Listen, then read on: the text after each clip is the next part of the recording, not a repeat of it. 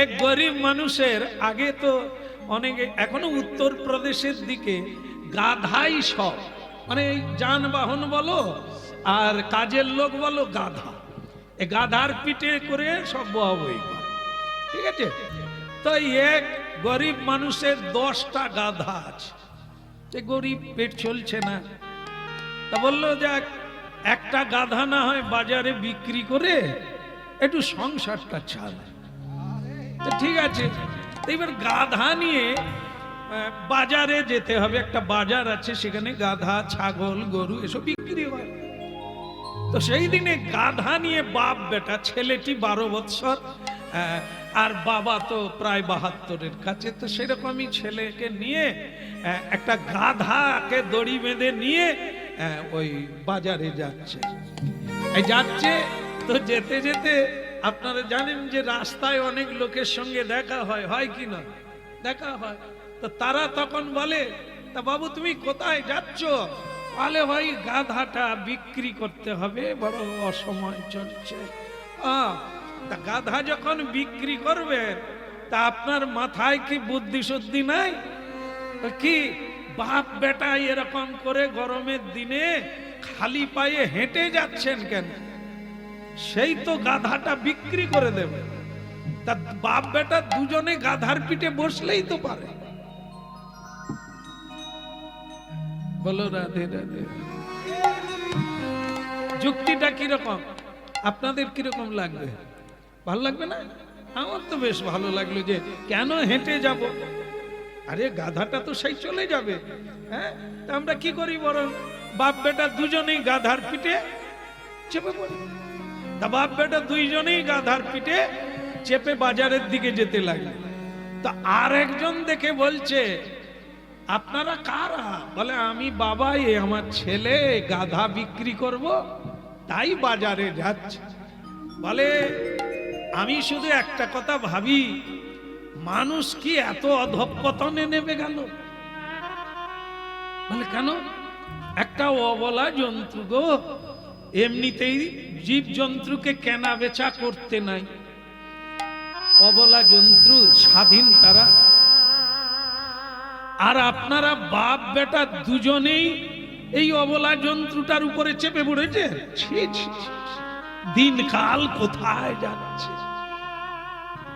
গাধার মালিক দেখলো কথাটা খারাপ, বলে একবারে বাপ বেটা দুজনে চেপে পড়েছি। বাবা রে বাবা, বাবা নেবে, দোকানে গিয়ে চা খাবি, দিব তোকে পাউরুটি দিব, যা নেবে। তো বাপ বেটা দুজনে এই দুটো লোকের কথা শুনে, প্রথম লোকের কথা শুনে উঠলো, দ্বিতীয় লোকের কথা শুনে বাপ বেটা নেমে পড়ল। আবার কিছু দূর এগিয়ে গেছে, তৃতীয় ব্যক্তির সঙ্গে দেখা। সে বলে কি ব্যাপার, গাধা নিয়ে যাচ্ছ কোথা? বলে বাজারে যাচ্ছি, গাধাটা বিক্রি করে দেবো। হ্যাঁ, তাহলে সেই তো যাচ্ছেন, বাচ্চা ছেলেটাকে এরকম কষ্ট দিচ্ছেন কেন? বাচ্চাটাকে তো গাধার পিঠে চাপিয়ে নেন। গাধার মালিক ভাবলো কথাটা কিন্তু খারাপ না, বাচ্চা ছেলেটা কেন হাঁটবে? তা গাধার পিঠে, বাবা তুই চেপে পড়, বাবা চেপে পড়। এবার গাধার পিঠে চড়ে যাচ্ছে, কিছু দূর গিয়ে চতুর্থ ব্যক্তির সঙ্গে দেখা হলো। সে বলে কলিকাল গো কলিকাল, বাপ হেঁটে হেঁটে যাচ্ছে, বুড়ো বাপ, বেটা বসে পড়েছে গাধা। কি দিনকাল চলছে আজকাল। হ্যাঁ, সে গাধার মানে মালিক বলে কচি নেবে, লোকে খারাপ বলে, হ্যাঁ আমি বুড়ো বাপ হেঁটে যাচ্ছি, তুই গাধায় চড়বি, তুই নেবে পড় বাবা। সে নেমে পড়লো। তারপরে পঞ্চম ব্যক্তি দেখে বলছে, আজকালকার ছেলে, আরে বাপকে তুলে দে না গাধায়, বুড়ো বাপ হাঁটছে, তুই হেঁটে যাচ্ছিস, জানা তুই বাপটাকে তুলে দে। তো সে বুড়ো বলে, তাহলে আমি উঠে পড়ি, তুই হেঁটে চল। ভক্তমণ্ডলী, ষষ্ঠ ব্যক্তি মানে 6 নম্বর ব্যক্তি দেখে বলছে, বলে আপনি কি বুড়ো বয়সে ভীমরতি বলে কেন? বলে বেটা হেঁটে যাচ্ছে, বাপ গাধা। গাধা তো গাধা। বাপ বলে নিকুচি করছে তোর গাধা, আর আমিও উঠবো না, তোকে উঠতে দেব না। সকলেই খালি জ্ঞান দেয়, সে একরকম ও একরকম, নিকুচি করেছে। তখন আরেকজন বলছে সেই তো গাধাটাকে বিক্রি করে দেবেন, গাধাটাকে একটু রিলিফ দেন না, একটু আরাম দেন না, একটু সুখ দেন না। সুখ মানে একটু আরাম দেন না, সেই তো বিক্রি হয়ে যাবে। তো সে তখন দেখলো এটাও খারাপ না, বাবরে একটা বাঁশ নিয়ে আয় তো, আর দড়ি লিয়া। একটা বাঁশ এনেছে, দুটো দড়ি এনেছে, গাধার দুটো দুটো পায়ে বেঁধে দিয়েছে, দিয়ে তার ভিতর দিয়ে বাঁশ চালিয়ে দিয়েছে, দিয়ে বেটাকে বলছে তুই একদিকে কাঁধে নে আর আমি একদিকে কাঁধে নি, ঠিক আছে? গাধাটা সেই বিক্রি করে দেব, একটু শেষের দিকে সুখ পাক না। আমাদের হয়ে তো অনেক খেটেছে, তা আজ বাপ বেটা দুজনে একটু কাঁধে করে নিয়ে যায়। তাই এবার বাপ বেটা নিয়ে যাচ্ছে। ভক্তমণ্ডলী মায়েরা, বাজারে যাওয়ার আগে একটা নদী আছে, সেই নদীর উপরে ব্রিজ আছে, তবে একটা বাঁশ দিয়ে তৈরি, একটা বাঁশ দিয়ে তৈরি, তার উপর দিয়ে যেতে হবে। কি তো বাপ বেটা দুজনেই বাঁশের উপর দিয়ে যাচ্ছে, আর সে গাধা মাঝখানে যেই গেছে, নদীর মাঝখানে, নদীর স্রোত দেখে সে ব্যয় ব্যয় করে চিৎকার, আর যা চিৎকার করছে, নড়ানড়ি করছে, ও তো বাঁধা আছে, ঝুলে আছে, যেই নড়ানড়ি করছে বাচ্চা ছেলে, সে আর ধরে রাখতে পারে, সে ছেড়ে দিয়েছে। আর যা ছেড়ে দিয়েছে গাধা বাঁধা সমেত, ওই বাঁধা অবস্থায় বলো রাধে রাধে। গাধার আছে শেষ স্রোতে মাগো মরে চলে গেছে, আর নাই। বাপ বেটা মাথায় হাত দিয়ে বলে চল বাবা বাড়ি চল।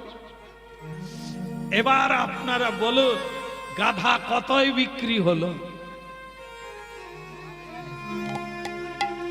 হরি নাম শুনবেন, জীবন চলবে। গাধা আদৌ কি বিক্রি হলো? বিক্রি হলো না। শুধু শুধু এত দামি গাধাটা অকারণে মরে গেল। কিসের জন্য হলো? কার জন্য হলো?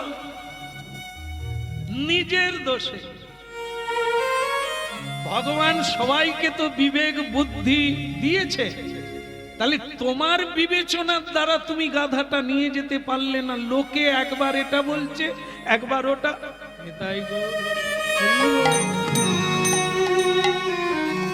ও আধ্যাত্মিক বলেন, সংসার বলেন, জীবন বলেন, একই। আপনি যদি লোকের কথায় চলে, তাহলে আপনার জীবন এরকমই হবে। একবার উনি বললেন, একবার ইনি বললেন, এটা না। জীবন চলবে একের দ্বারা। সে এক জগৎগুরু সবার হৃদয়ে আছে, আবার তিনি গুরু রূপে বাইরে আছে। চাই গুরু, জীবনে একজন সৎ গুরু চাই, যাকে অবলম্বন করে পথ চলা উচিত। আর আমরা যদি এরকম বহুজনের কথা শুনি, তাহলে এক সময় নদীতে পড়ে আমরাই মারা যাব, ভবসাগরে ডুব দিয়ে চলে যাব, আর ফিরে আসতে পারব। এমন দুর্লভ মানব দেহ পাই যা কি কর ভাবনা কে, এমন দুর্লভ মানব দেহ পাইয়া কি কর ভাবনা দেহ। এমন দুর্লভ মানব দেহ পাইয়া কি কর ভাবনা কে, এমন দুর্লভ মানব দেহ পাইয়া কি কর ভাবনা দেহ। এবে না ভজিলে যশোদা সুত চরমে পড়িবে লাগে।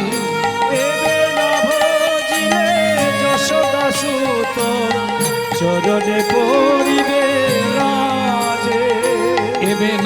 ভজিলে যশোদা সুত চরমে পড়িবে লাজি।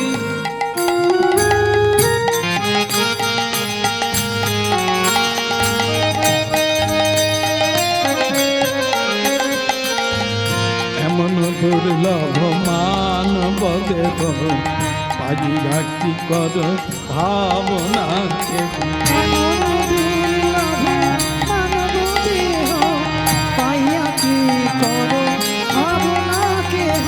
এই জীবন অনিত্য জানো সার, তাহে নানা বিধ বিপদ ভার। এই জীবন অনিত্য জানো সার, তাহে নানাবিধ বিপদ ভার। बोलिए गौरंग महाप्रभु की। জীবন মনুষ্য জীবন এত সোজা না, এত সহজ না। পাওয়াটা যেমন দুর্লভ, তেমনি মনুষ্য জীবনকে সঠিক পথে নিয়ে যাওয়া আরো কঠিন। তাই যাই হোক, এখন বলছে যে কারো কথায় যেমন ধর্মতত্ত্ব কখনো কেউ ভুলে যাবে না, ঠিক কারো কথায় তেমনি বারবার বদল করবে না, তাহলে ওই গাধার মতো হারিয়ে যাবে আর ফিরে আসবে না। তাই জন্য মেয়েটি, কুমারী মেয়েটি বললেন, আমি গোবিন্দের উপরে ভরসা রাখি, তিনি আমার জীবনে এমন একজনকে পাইয়ে দেবেন যা আমার জীবনে কোনো সমস্যা থাকবে না, চলতে থাকবে। এদিকে বাবা মা চিন্তা করলেন, মেয়েটির বাবা মা, ও মেয়ে যত বলুক এরা অল্প বয়স, ঠিক ঠিক বুঝতে পারে না, ও আমাদেরকেই চিন্তাধারা করতে হবে। হ্যাঁ বলো রাধা মাধব কি, ও আমাদেরকেই চিন্তা ভাবনা করতে হবে। কি করা যাবে? আমরা বরং ছেলে দেখা চালু করে দিই, এই ছেলে দেখব আর মেয়েকে বাধ্য করাবো ও বিয়ে করে দেবে। কি ছেলে দেখলো, সেনা বিভাগে কাজ করে, সেনা বিভাগ, এখন যেমন ভারতীয় সেনা বিভাগ আছে না, প্রশাসন লেভেল। একটি ছেলে প্রচুর ধন সম্পত্তি, সেনা বিভাগের কমান্ডো, কেমন মানে তিনি হেড সেনাপতি, তার মানে বিশাল মায়নার আছে, মায়না আছে, কাজ করে, তার সম্মান আছে, রাজার পরেই তার সম্মান। হ্যাঁ তা বলো রাধে রাধে, একটু জোরে বলেন রাধে রাধে, কষ্ট হলে বলবেন না। অনেকে জোর করে বলে, অনেকে অভ্যাসে বলে। অভ্যাসে বললে হাসতে হাসতে বলতে পারবে, আর যদি কষ্ট রাধে রাধে। যাই হোক, আপনারা হরিনাম শুনছেন তো শুনুন, পরম সৌভাগ্য যে যতটুকু শোনে, 5 মিনিট শুনলেও লাভ হবে না, যে যতটা শুনবে সে ততটা পাবে। হ্যাঁ, আর যে পুরোটা শুনবে তার যদি ভাঁড় খালি থাকে পুরোটা ঢুকবে, কই সমস্যা। এই জন্য যে যতটুকু শুনবে, আর আমাদের পুরো গাইতে হবে। একটা সময় আছে ততটা পর্যন্ত, কেউ যদি নাও শোনে, দেখা যাবে হয়তো কেউ নাই, তাহলেও আমাদের কিন্তু বন্ধ হবে না। ওই টাইম পর্যন্ত যাব, তারপরে থার্মোমিটার টানবো। আরে থার্মোমিটার দিয়ে তো একটু সময় দিতে হবে, নালে উঠবে কি করে? হ্যাঁ, পাওয়ারটা উঠবে কি করে? টেম্পারেচার। তাই এই জন্য আমাদের একটা টাইম আছে, ওই পর্যন্ত গাইব, তার ভিতরে যারা ঢুকবে তারাও সামান্য পাবে, ইতে কোনো সন্দেহ নাই। হ্যাঁ বলো রাধে রাধে। হ্যাঁ বাবা, ও কত দেখলাম, রেখে দাও কলিকালের হরিনা। কলিকালের সত্য পথে যে যাবে সে কাঁদবে, কলিকালে ধর্মপথে যে যাবে সে ফতুর হয়ে যাবে, ফকির হয়ে যাবে। হ্যাঁ, এই জন্য এ পথে লোক নাই, কেন বুঝতে পারে নাই। হ্যাঁ, এই যে আপনারা দেখেন না বাজারে তেলে ভাজা দোকান আর মিষ্টির দোকান, বলুন তো কোনটায় ভিড় বেশি? মিষ্টির দোকানে, তেলে ভাজা দোকানে। তাহলে এবার বুঝুন মিষ্টির দাম বেশি না তেলে ভাজার দাম বেশি? হ্যাঁ, উপকারের দিক থেকে, কাজের দিক থেকে, মানগত গুণগত দিক থেকে তেলে ভাজাই ভালো। হ্যাঁ, ছানার মিষ্টি, ছানা দিয়ে তৈরি, পুষ্টি, ধৃতি, স্মৃতি, শক্তি সবকিছু দুগ্ধজাত দ্রব্যের মধ্যে আছে। কিন্তু ৭৫ বৎসরের বৃদ্ধও পর্যন্ত তেলে ভাজা দোকানে লাইন দেয়। কেন না? তার মগজে আছে মিষ্টি খাওয়ার চাইতে, ছানা খাওয়ার চাইতে একটা তেলে ভাজা খাওয়া ভালো, যে যেরকম বুঝে। তা এই জন্য আমাদের বুদ্ধি অনুসারে সেই সেই দোকানে লাইন দেব। বোঝা গেল? মিলে গেল? আমাদের যেরকম ক্ষুধা, যেরকম রুচি, আমরা সেই রকম লোককে বন্ধু রূপে চাই। ও হয়ে যাবে। বাবা মা চিন্তা করলেন, ও মেয়ে বলো ছেলে বলো, এই আজকে বলছে বে করব না, কালকে বলছে পায়ে দাঁড়াবো তারপরে বে করব। ছেলে দেখাও মেয়েকে, দেখবে থাকতে পারবে না, একই না? হ্যাঁ, গান নাড়ুন, আপনাদেরও ওই অবস্থা হয়েছে। তাহলে হ্যাঁ, বলে একবার দেখিয়ে দাও না, ও ঘুম কেড়ে নেবে। এই আমরা ছেলে দেখতে থাকি, কে ছেলে? সেনা বিভাগে কাজ করে, প্রচুর পয়সা। হ্যাঁ, ওই ওকেই নিয়ে আসলো, চলো যাই। হ্যাঁ, ওই ছেলেকে ডাকা হোক যে আজকে দেখা হবে, মেয়ে দেখতে আসবে।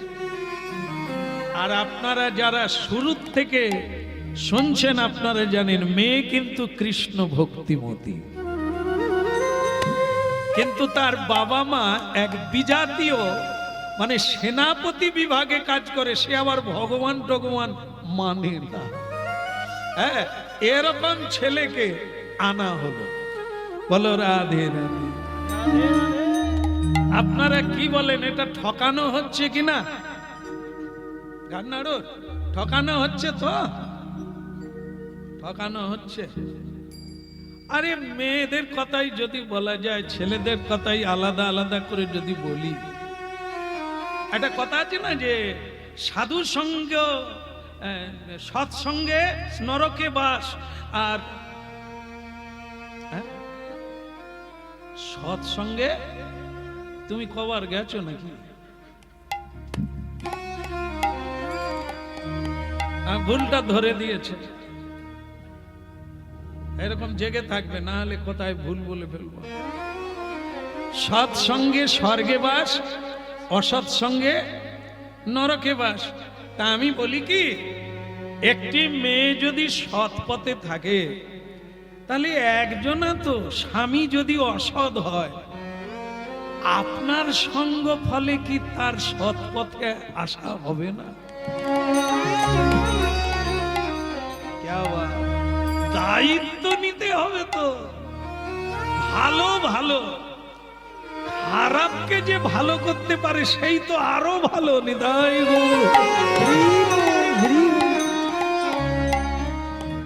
আর ছেলের কথাই বলি, তুমি কিরকম পুরুষ না কা পুরুষ? ভয় কি? দাঁতালো হাতিকে মানুষ বশীভূত করে, করে না? দাঁতালো হাতি, মানুষ তাকে কায়েম করে দেয়। আয় বললে আসতে হবে, যা বললে যেতে হবে। বাঘ সিংহকে কাবু করে দিচ্ছে কে? মানুষ। তা পুরুষ কি? সিংহ তো না ছাগল, ম্যামে করবে না। পুরুষ হচ্ছে সিংহ। তো সেই পুরুষ কিরকম কা পুরুষ? একটি মেয়ে যেমনই হোক না কেন তাকে সৎ পথে টেনে আনার দায়িত্ব তো তোমার। আসলে আমরা পারি না কেন বলুন তো? এই যখনই ওর দোষ দেখতে যাব সে তখন বলবে তুমি বিয়ের আগে কি করেছিলে। অটং বটং করো না, সব খাতা খুলে দেবো। হ্যাঁ বাস আপনি চেপে গেলেন, ভিজা বিড়াল হয়ে গেলেন। কারণ কি আপনার ভিতরেও গিলটি আছে। এই জন্য আপনিও কাপুরুষ আর সে তো মিনি বিড়াল। সুতরাং কেউ কাউকে জোর গলায় কিচ্ছু বলতে পারে না। এই জন্য সৎ চরিত্রবান হওয়ার কত শক্তি। ধন সম্পদের চাইতে দামি জিনিস হচ্ছে চরিত্র। চরিত্রই মানুষকে বলবান করে, ধনবান করে, দৃঢ়তা এনে দেয়। বিবেকানন্দের বাণী। আমাদের জীবনে সবচাইতে দামি জিনিস যেটা, সেটা হচ্ছে চরিত্র। অন্যায় যে করে সে কোনোদিন মাথা উঁচু করতে পারে না। যে গোপনে ছল চাতুরি অভিনয় করে, মুখোশ পরা ভদ্রতা দেখায়, ও কোনোদিন জয়লাভ করতে পারে না। এই জন্য সৎ চরিত্র হওয়া, কালিমাহীন কলঙ্কহীন জীবন তৈরি করা এত সোজা জিনিস। এই জন্য ভক্তমণ্ডলী মায়েরা সাহস রাখুন। ঈশ্বরে বিশ্বাস রাখলে আপনার কাছে যেই আসবে সেই সোনাতে পরিণত হবে, মানবে পরিণত। এই কি করলেন?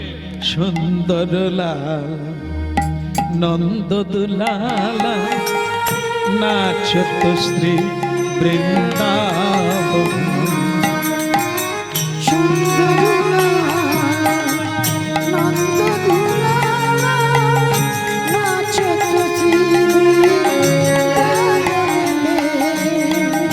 সুন্দর লালা নন্দ দুলালা নাচত শ্রী বৃন্দাবন।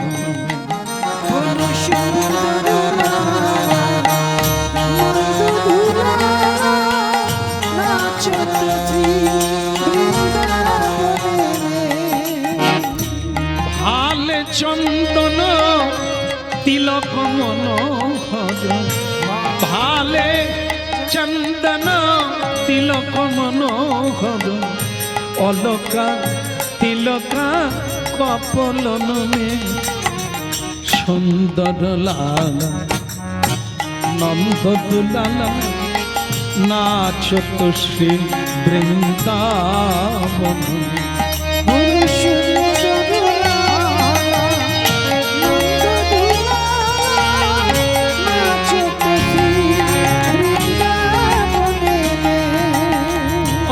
नाचत श्री वृंदावन में, नाचत श्री वृंदावन।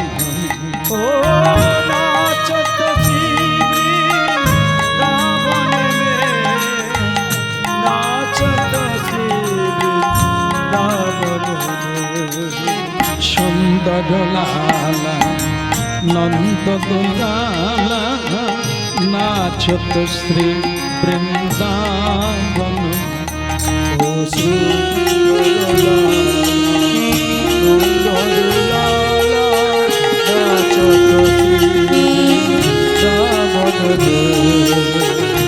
नाचत श्री वृंदावन। বলো রাধার মন কি। একটা জিনিস আমরা সংসারে বুঝতে পারি না, সেটা হলো জোর করে কাউকে ধর্ম চাপিয়ে দেওয়া যাবে না। আমার ছেলে মেয়েকে ভক্ত করে গড়ে তুলব, পারবেন কি? যে আমি আমার ছেলেকে গ্যারেন্টি দিয়ে বলতে পারি আমি একটা নেতাজি বানিয়ে দেবো, একটা বিবেকানন্দ তৈরি করব, হবে? করা যাবে না। কারণ কি যদি না করে আপে, তারপরেরটা কি, এগুলো জানলে ভালো, তাহলে আপনারা অনেক দিক থেকে রক্ষা পাবেন। না হলে এই হলো না গো আমি বিষ খেয়ে মরে যাবো, আমার ছেলে এরকম করবে। হ্যাঁ, এগুলো শুনে রাখবেন আর একটু পরখ করে দেখবেন কথাটার কত মূল্য আছে। হ্যাঁ, যদি না করে আপে, আপে মানে যদি সে নিজে না আসে, বুঝতে পারে, তাহলে করায় কার বাপ? হ্যাঁ, কেউ পারবে না। আমার ছেলেটাকে একটু বুঝিয়ে দেন, একটু মানুষ করে দেন, তাহলে তো এরকম একটা কারখানা খোলা যেত। হ্যাঁ, সব বানিয়ে ছেড়ে দেবে। ঠিক এরকম যারা আপনারা জানেন, যারা আপনারা এখানে হরিনাম শুনছেন, আপনাদের আশেপাশে যেহেতু চোখ ভগবান খোলা দিয়েছে, অনেক দেখছেন আপনারা, যারা এই পথে এসে গেছে, গোবিন্দকে নিয়ে জীবন কাটাচ্ছেন, হরিনাম করে, তারা অর্থ চায় না। তাদেরকে আপনি কিন্তু বুঝিয়ে গোবিন্দ সেবা ছাড়াতেও পারবেন না, কেড়ে নিতে পারবেন। কারণ ওটা তাদের মর্যাগত, তারা অনেক জেনেছে। মরে যাবে তবু গোবিন্দকে ছাড়বে না। রাজ্য ছাড়বো তবু ধর্ম ছাড়বো না, সংসার ছাড়বো তবু সত্যকে ছাড়া যাবে না।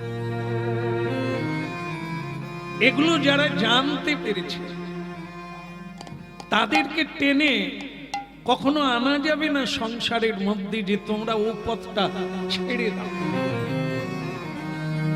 ঠিক তেমনি তার উল্টো দিকটা, কাউকে জোর করে আমরা বুঝিয়ে সুঝিয়ে এই পথে টেনে আনতে পারবো না।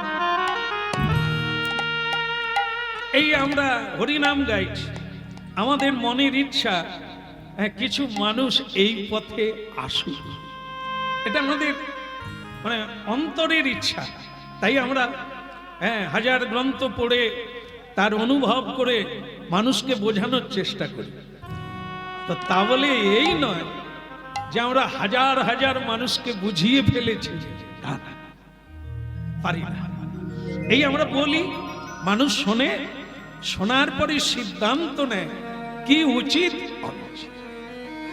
হ্যাঁ, এই যে চন্দন বাবা, চন্দন বাবাকে ডেকে দেন, ওই যে চন্দনওয়ালা বাবা, আর দেওয়ার লাগবে না, আপনি বসে পড়ুন। হ্যাঁ, বলো রাধে রাধে।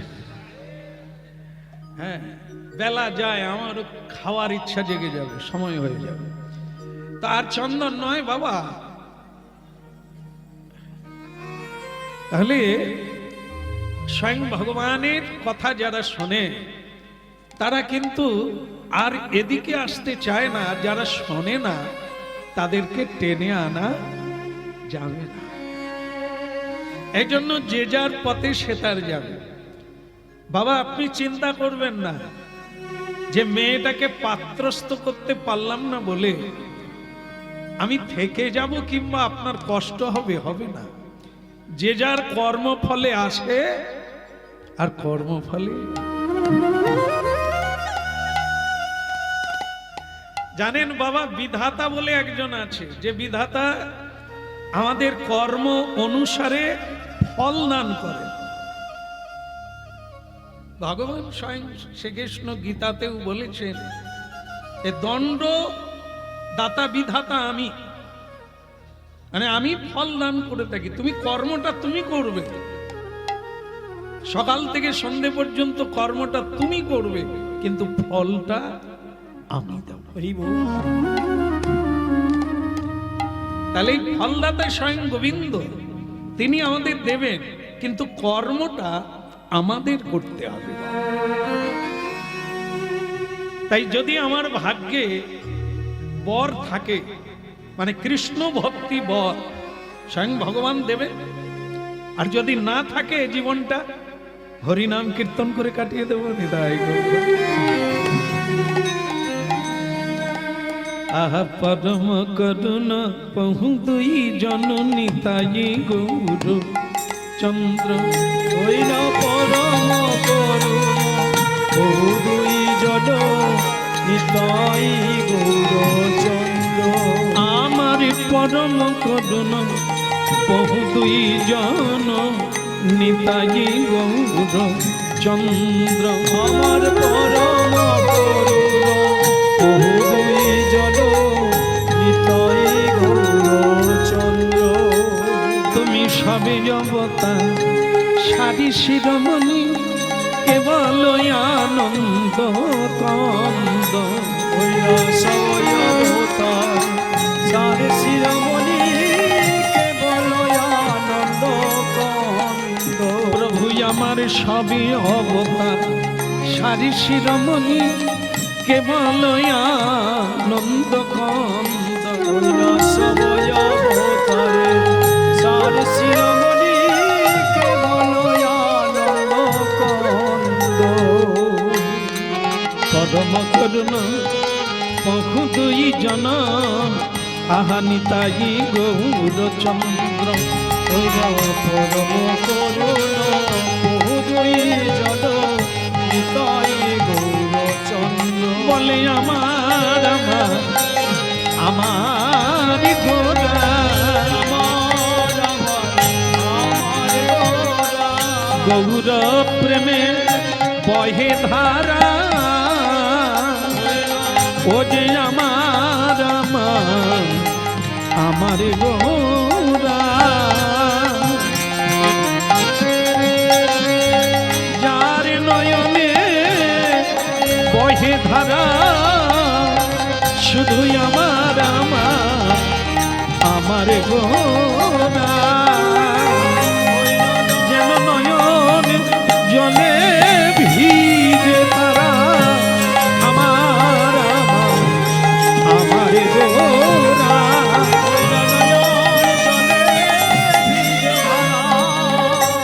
শুধু আমার গোরা আমার গোরা।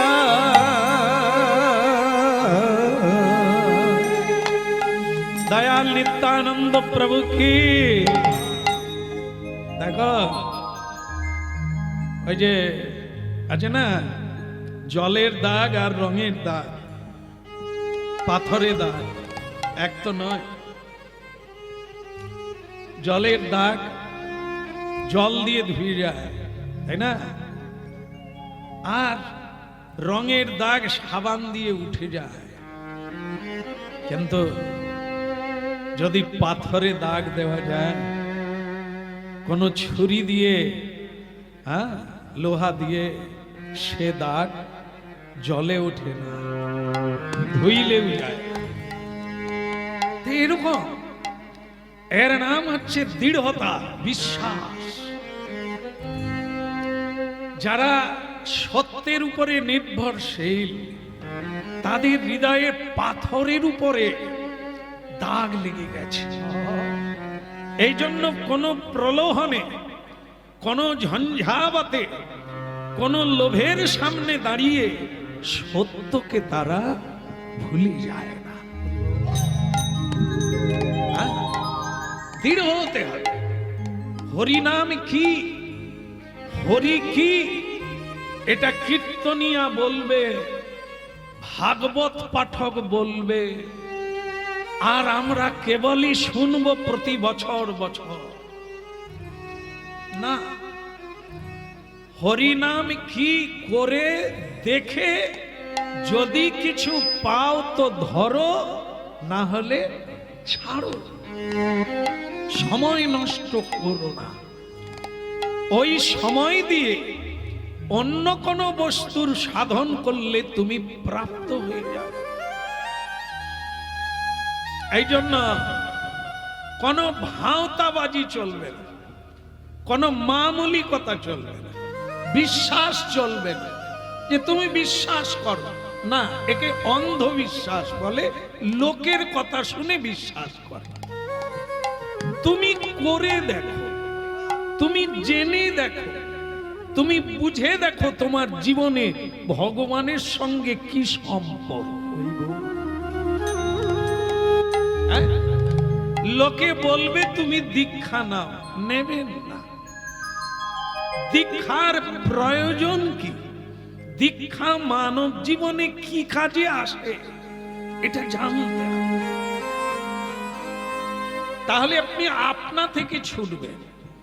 আর যদি না বুঝতে পারেন, একজন বলবেন আপনি নেবেন, আর একজন বলবেন ওতে কিছু নেই, আপনি ছেড়ে দেবেন, তাই না? এই জন্য ধর্ম কর্ম জীবন লোকের কথায় চলো না। লোকের কথায় যারা চলে তারা বারবার ঠকে যায়। নিজে ঠকে পরখ করে দেখে নাও জীবনটাই। যেমন আপনাদের একটা কাহিনী শোনাই, যে লোকের কথা শুনলে কি হয় বলি নাকি? বলো রাধা রমন কি। হ্যাঁ, ভালো লাগলো, আপনারা শুনতে চাইছেন।